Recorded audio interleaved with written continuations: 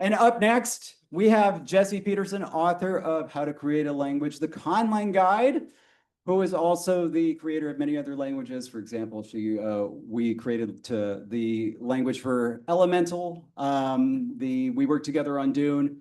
We worked together to create the Kryptonian language for the recent Superman film and the upcoming Supergirl film, and many, many other things. Here we go.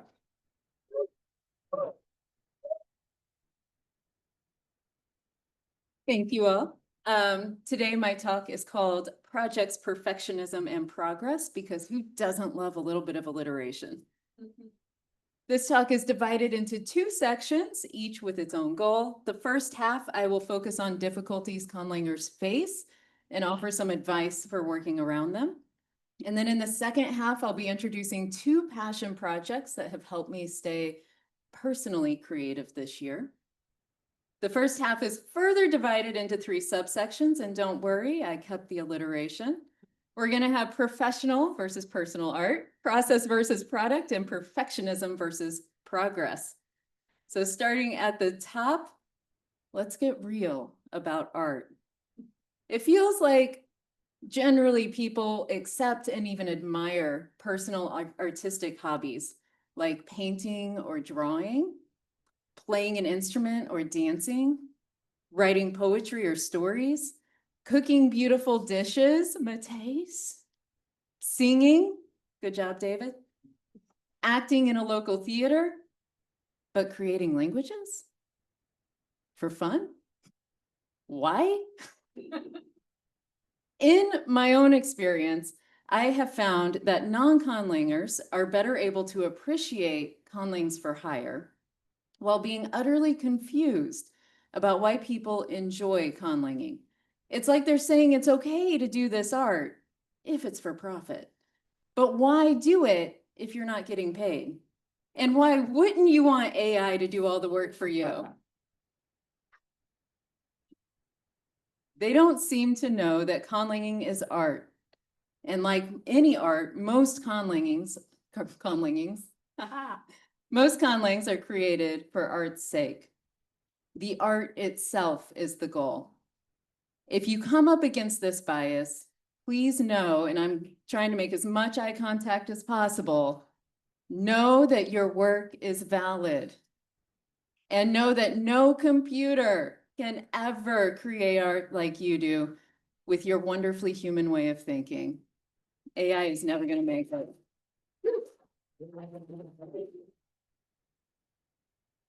Now, in professional projects, the goal is not solely the art. In professional projects, the goal is to make a client happy, a client who doesn't always understand language. Creating for someone else works different muscles. You're creating a product to fit into a box that's defined by a larger project. So their structure and deadlines become the prioritized goals. This is why David often and correctly says the best conlangs are not the ones you'll find in mass media. The best conlangs are created without external deadlines and agendas. They're created for art. While people may know our professional work best, the conlangs that I am happiest with are personal projects.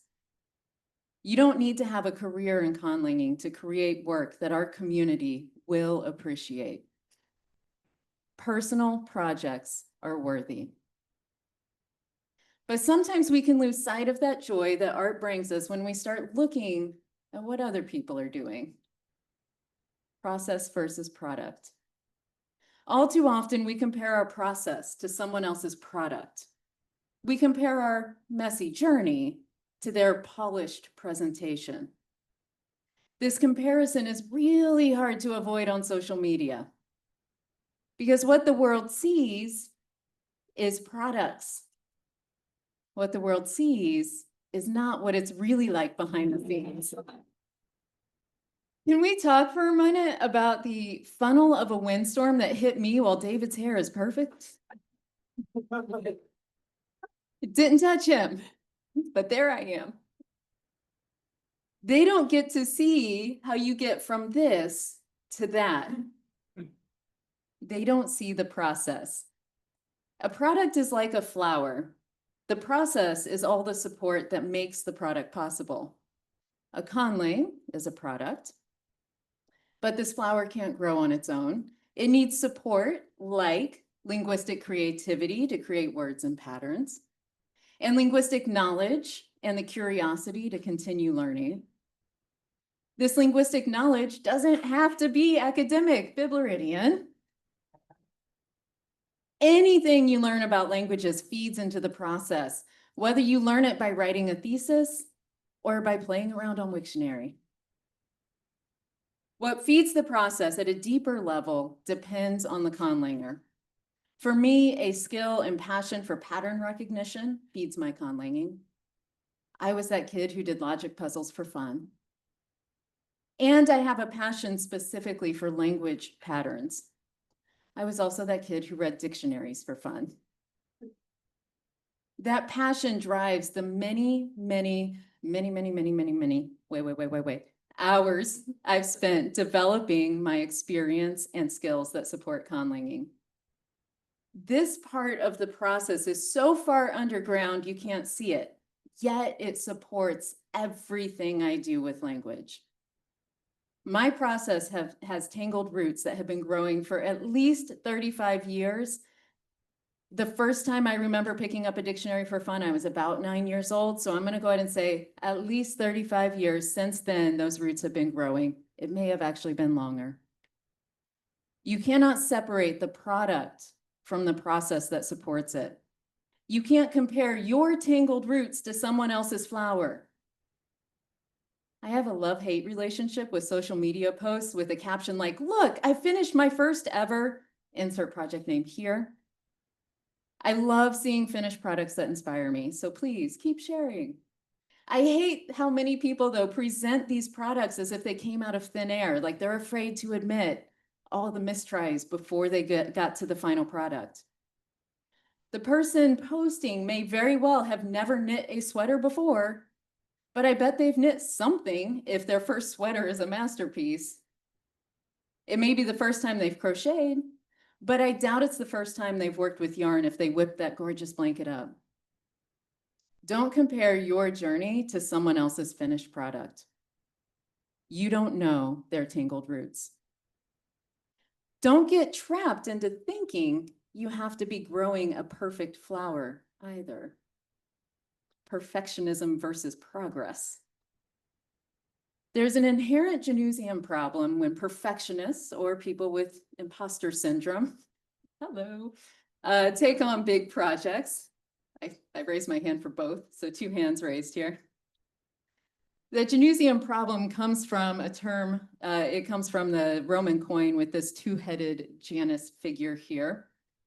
On the one hand, we know that good ideas take time. We know that the first draft is never the best.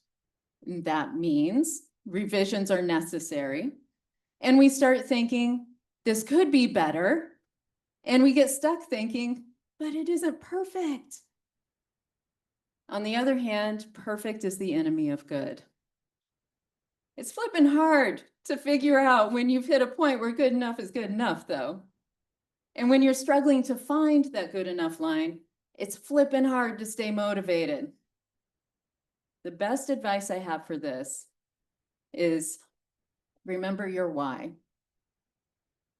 John Gordon said, we don't get burned out because of what we do. We get burned out because we forget why we do it. This year, I finished a big project.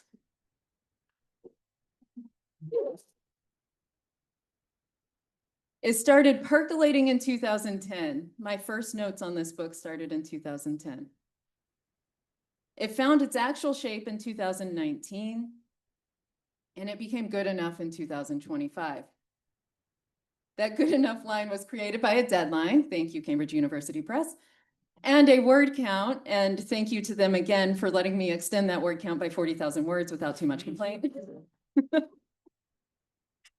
To submit its good enough form, I had to make peace with many things. I had to make peace with remaining typos, one of which has already been pointed out. I had to make peace with some green owl-like language examples that I really wanted to expand and add context to, but there's only so many pages. I had to make peace with the fact that different speakers preferred different constructions to express the same basic utterance, but I really only had space to use one of the examples, so I had to pick which one I was going to use. I had to make peace with the fact that there weren't enough pages for me to explore more subtleties of language use as I tried to give as many examples as I could. I had to make peace with good enough. Okay, well, let's be honest, still struggling. But I made peace enough to stop fiddling with it and submitted it, at least for its first edition. The dedication page reads, Uto Aveyalaza, which is for my students in my language, Juari. If you knew the whole story, you'd be asking, why didn't you dedicate it to David? This book literally would not exist if not for David. He was the one who in 2019 told me to stop percolating and start writing. And then he, in between, also kept me writing, so thank you. But when writing was hard, and it often was, I imagined a classroom full of select past students. And I wrote directly to them. Every project needs a why. And my students who left indelible marks on me as a person and as a teacher were my why. One moment while I wait to see if the slide has registered that I hit the arrow. We're going to try again. There we go. When you're struggling, stop and take a breath and remind yourself why you're doing this. And if that doesn't help, take a bigger step back and see if your soul needs something else for the moment. And that leads us to my personal passion projects. Because at the end of 2024 and the beginning of 2025, a lot of things happened. And let me tell you, it depleted my creative well. I felt like a zombie. And so I needed something. I was in desperate need of a passion project, something with no external agendas. Or two. And yes, Madeline, where are you? Fellow overachiever. I am aware that I have an overachiever complex. So my passion project number one is what I call my word a day project. But let's back up a second. Throughout 2024, I created daily prompts that I called conlanging, and I hosted these on my website. The prompts were really just designed to give people a decide this and move on push, because we all get stuck in those bits of indecision when we're creating languages. This year, I wanted to do this for myself. Specifically, I wanted to continue working on a language that I had started-ish for Nissa or gnomes.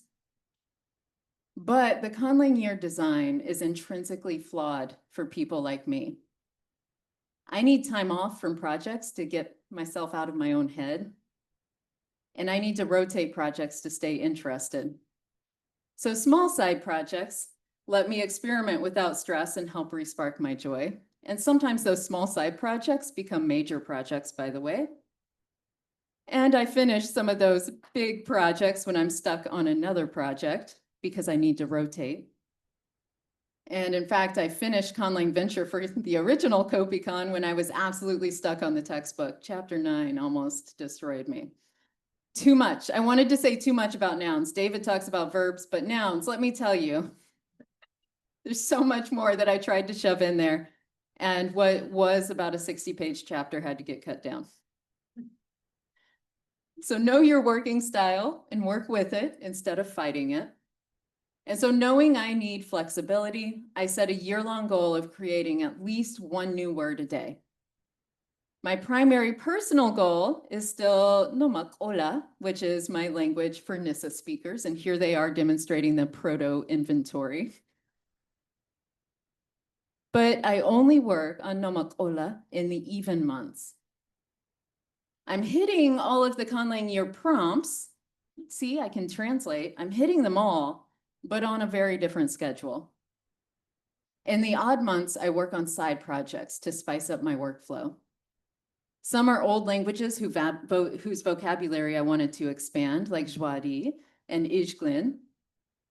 And some were sketchlings that still needed a lot of basic grammar and vocab expansion, like Guineso and Vuela. And some days I only have the 5 minutes it takes to make a word and draw an image. Other days I have time to expand and explore. Having a small goal, a word a day, and set of rotating projects has made it so it never feels old. I keep making progress. If you're struggling to keep up with a project, consider setting smaller goals that can help maintain your motivation.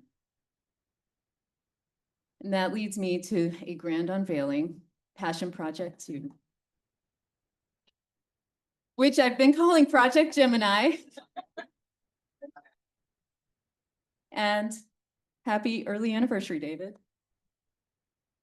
It's the language longtime LangTimers have been clamoring for. JW.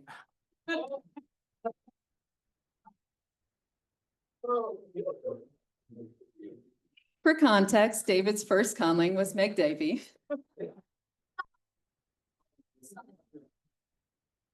Many people have asked if we have a language, because, you know, she got one. I decided to create one. But I needed a hook. I didn't want to make Meg Davy 2.0. I wanted this language to be uniquely us. So every piece of JW comes from a language that either David and I, or I created. Every word, like periviene, which means beaver when it's animate, patch when it's inanimate. As a verb, it means to patch, fix, repair, or improve. And that comes from Kamakawi, which was itself borrowed from Giller. If it's outlined in orange during the rest of this presentation, it's one of David's languages. Mie means small woodland creature or rodent. It can also be used to mean animal generically, and that comes from Ingala. And that word was rabbit in Ingala. If it's yellow, it's a language David and I created together. And Gara means turtle. As a verb, it means to hole up and spend time alone. And it means to do something alone as well. And that comes from Juari. And if it's pink, it's my language. And by the way, a derivation off that creates a verb meaning to hibernate. Every grammatical inflection, like bu, which is a third person animate plural combining form for some case marking within the system, that comes from Nulisu, our language for beavers. Every derivational affix, like si or seats, depending on the form it's combining with, which forms a diminutive, that comes from Wukukiju, our language for mice. And then JWA has a proto-sound inventory that affects the starting forms of the borrowings from all of these languages. And then a series of 29 sound changes. When's our anniversary? Oh, nice. 29. I had to group some sound changes as a chain reaction to keep it at 29. 29 sound changes, including some of our favorites, shifted those forms. And then the name itself comes from High Valerian and Merorem. So JW. We've got this opening J, which is the collective prefix, which comes from the High Valerian word for bowl. And so notice that it's che or chej when it combines. We're going to talk about why it voices in a minute. So just put that in the back of your head. Davie comes from the noun daviedo, which means word or seed. And that's borrowed from merorem, which comes from scattering or an act of scattering. And this has a fun little side note. So the merorem verb daverema means to scatter, but it can also be used to mean to destroy. Adding an intransitive derivation to it creates the verb davenoma, which means to go extinct. Thus, the name JW could be stretched to mean the bowl of extinction, making this language the official conlang extinction event. For context, A person we worked with to set up the first Kopikon wanted to change its name because they kept saying, what is Kopikon, to the conlang extinction event. And this series of emojis represents how David and I looked as we're trying to say, we're not killing conlangs. Now I have. All right, so going back, the word chedaviero altogether means language, but it means a language or languages. It's indefinite, singular and plural. And so it's an indefinite form.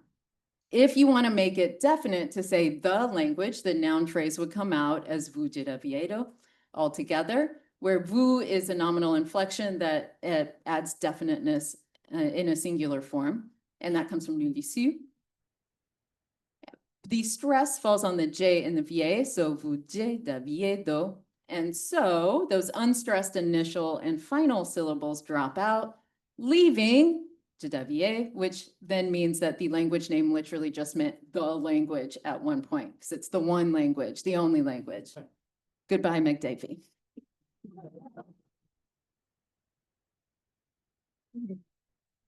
chedavier currently has 1,025 borrowed roots. And then I tried to count this morning. I think that leaves, if I counted words correctly, there's almost 1,300 words in the language. From 105 spoken conlangs. Yeah, we've got that many languages. Spoken, I couldn't do anything with the color language and the sign language. I'm sorry, like I couldn't. No jelly beans, there's no jelly beans. David, you get to decide if we're getting an orthography. That's up to you. I present it in its Romanized form. Working on this project, which by the way, I started working on it in January in London. Yeah, has been both humbling and inspiring. It's not often you find a reason to visit or revisit, as the case may be, documentation for over 100 languages. It's crazy. It filled me with joy, though, to be a linguistic pirate and comb through languages looking for treasures. Where's Magpie when I need you? And to learn more about David's languages, because a lot of, especially earlier languages, it's hard to make time to just go back and read earlier documentation about languages that you weren't involved in. This gave me a reason. And so I got to dig through and I got to see how, despite the fact that we have glaring holes in our current LangTime documentation, it is better than what David did. I say that with love. So here is an example sentence in chedavier. Gapala jejuosa poma narisa. And that means a girl sprinkled fruit with some pepper. Risa means girl, and that comes from a Munjakin word. The na is an ergative case marker, bringing in some ergativity. And that comes from minishe, the word for hand. Sprinkle as a verb, juosa, comes from language ai, from the word yosha, meaning to be dusty, to dust or to powder. It made it in, sorry, David. Long story. J is a perfective aspect marker, which comes from the su angrypton word, meaning to wrap. Poma is a noun meaning fruit, and that comes from Kedenala. Pala is the word for pepper or black pepper, and that comes from an Andalish word, meaning spice. And ga is an instrument case marker, which comes from Wokutishu word, meaning boot. I like to think of these little work boots on mice. It's a mouse language. And so now I can say, Tatsu kovi e nadzovie volani shedavi. And just, I'll leave this up here long enough for you all to realize just how corny we are. Waiting for David's eyes to go through both columns.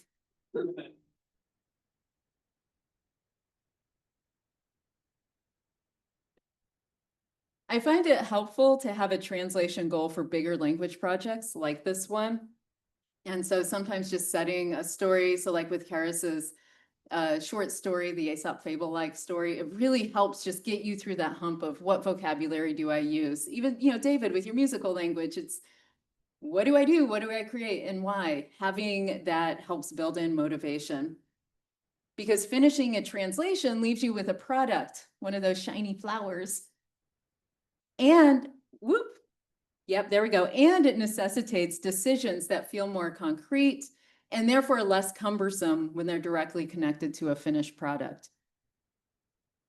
And so with that, thank you. And here's my Linktree QR code.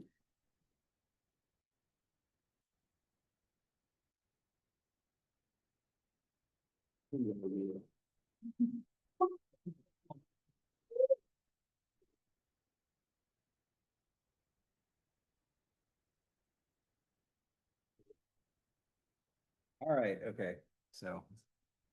Let me. Okay, and now, David, as people are asking Yeah. questions, you can also check your text messages for a PDF of the grammar, which has just dropped into your message.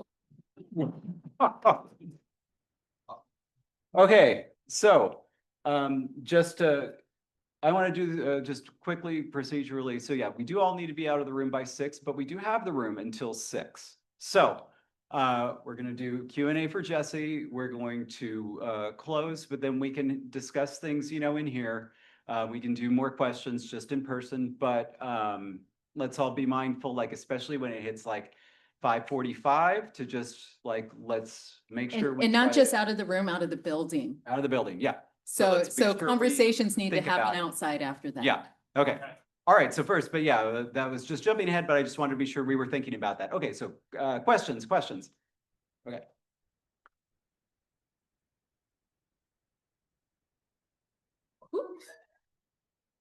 So we're all busy people, and when it comes to these large projects, how do you justify or motivate yourself to like put the time aside to actually work on the large project? Oh, that is a wonderful, wonderful question.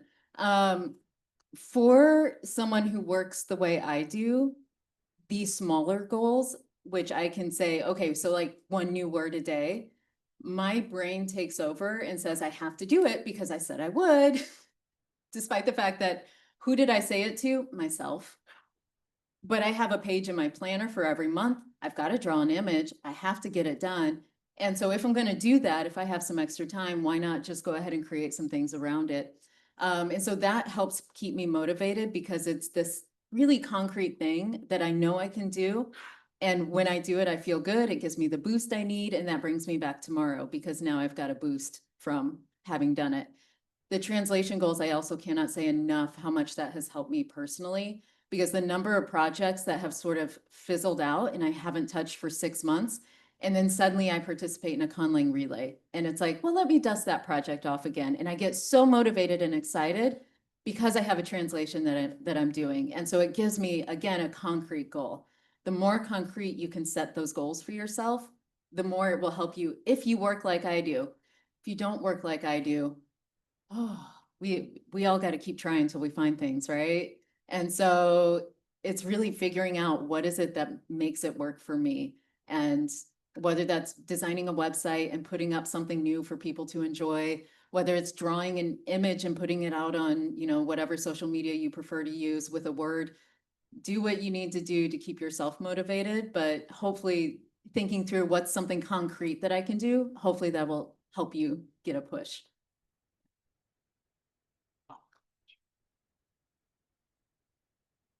Can I ask, what is the context for Nisse, the gnome language? Well, this is not my first gnome language. I may have a slight, just like Jake is obsessed with the big butt ants. I am obsessed with gnomes, and in fact, got my gnome socks on. And so I really like them. And then we were watching a show called Hilda, where I was introduced to the term Nissa, and Tontu is a character in Hilda. And so I was introduced to another cultural view of gnomes, because it roughly means gnome. And so I was very excited about that. And that got me invested in, okay, I've got Gnoma was my first gnome language.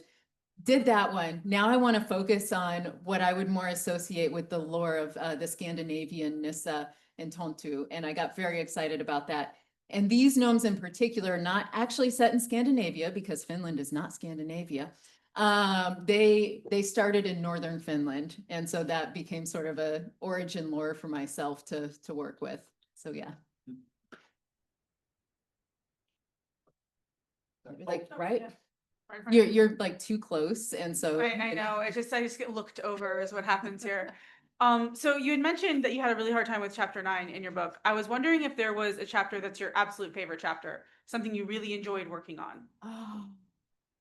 Oh, favorite.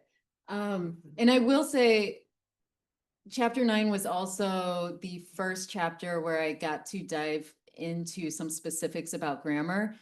And as the first deeper dive into those aspects, it was hard to figure out because how I set up chapter 9 would affect how I set up chapter 10, which affected chapter 11, which affected chapter 12 all the way through 13. And so I think that also made chapter 9 difficult, was just once I do this, I have to move forward with this. My favorite to write, I keep like lining things up and batting them down in my head. Probably, and this is gonna be so sad, it's chapter 1.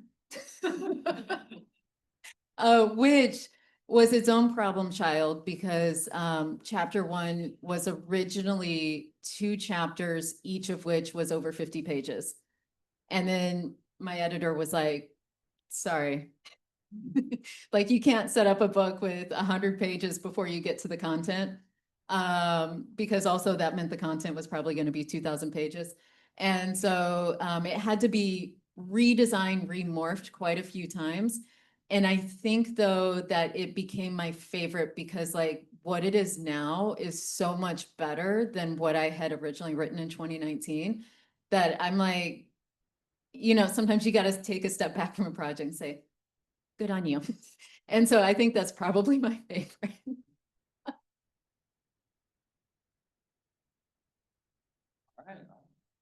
All right, cool. Okay, we'll stay up there. But one more round of applause for Jessie.